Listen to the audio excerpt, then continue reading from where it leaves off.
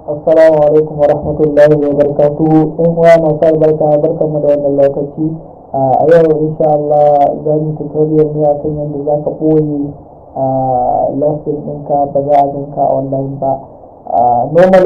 Normally ana shiga a ɓoye lesson a sashi nobody ko a sa everybody ko only contact.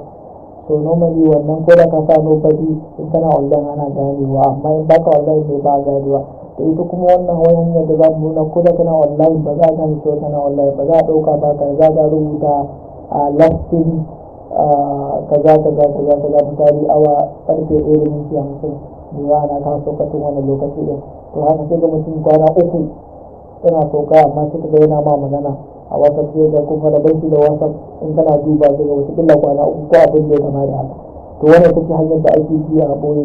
Yanzu abin da za ka yi in kana da WhatsApp ɗinka sai ka je kai chat back off ɗinsa, in ba GB ba ne ba sai ka je kai chat back off ɗinsa saboda kana sa wasu message ɗinka masu amfani. To kai tsaye sai ka wuce sai ka shiga Chrome ɗinka, kana shiga Chrome sai ka wato ainihin sashen ɗin wani shi WhatsApp ɗin da za mu ɗauko yanzu kenan, GB WhatsApp APK gashi nan ma ya riga ya bayyana, sai ka yi sashen ɗinsa.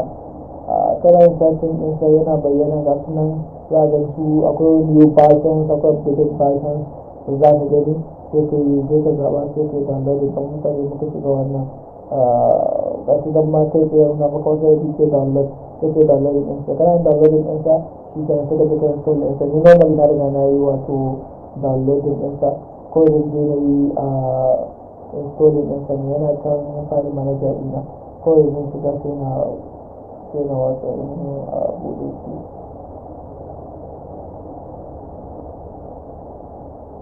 To gashi nan na riga na ɗauko shi, sai ka yi installing ɗinsa. To dai kiyar ɗan nauyi zai ɗan ɗau lokaci buɗe. To wannan shi WhatsApp ɗin yana da wasu features da ragowar WhatsApp za ka ga ba su da shi in ba irin shi ɗin ba. Za ga akwai banda yanzu wannan abin da muke a kan su tutorial, akwai abubuwa da yake na hidden blue sticks da sauran sai abubuwa da yawa. To insha Allah za mu yi ko su ɗaya bayan ɗaya mu dinga ɗan yin tutorial a kan su sai da mu samu ilimi mai wannan a kai shi insha Allah. Yanzu sai mu haƙuri ya buɗe, ya ɗan yi kaɗan sai ya buɗe. Yana buɗewa sai mu ci gaba da yadda muke yi.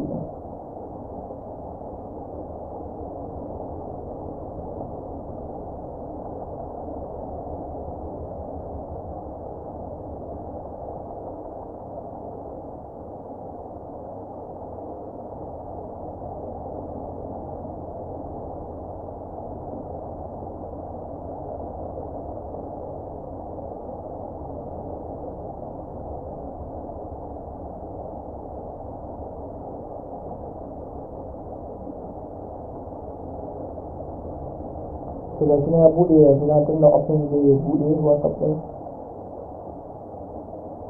Sai ka danna kamar za ka yi kamar normal WhatsApp da ba matsala, sai ka shiga sai ka rubuta number ka, in ka rubuta number ka zai turo ma inda za ka da verification number, in sun tura ma sai kai kamar da yadda ake number wasu ka zuba rana na wuce kai tsaye kawai. To yanzu gashi na riga na yi verifying ɗinsa, gashi nan ya bayyana WhatsApp ɗin namu. Yanzu gashi nan na buɗe.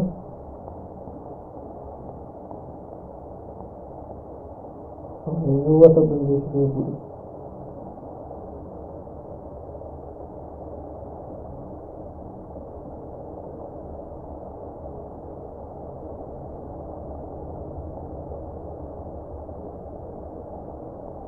To yanzu gashi ya riga ya buɗe, wannan shine WhatsApp ɗin namu.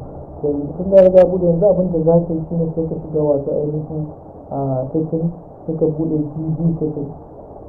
Kana buɗe GB setting sai ka danna privacy and security.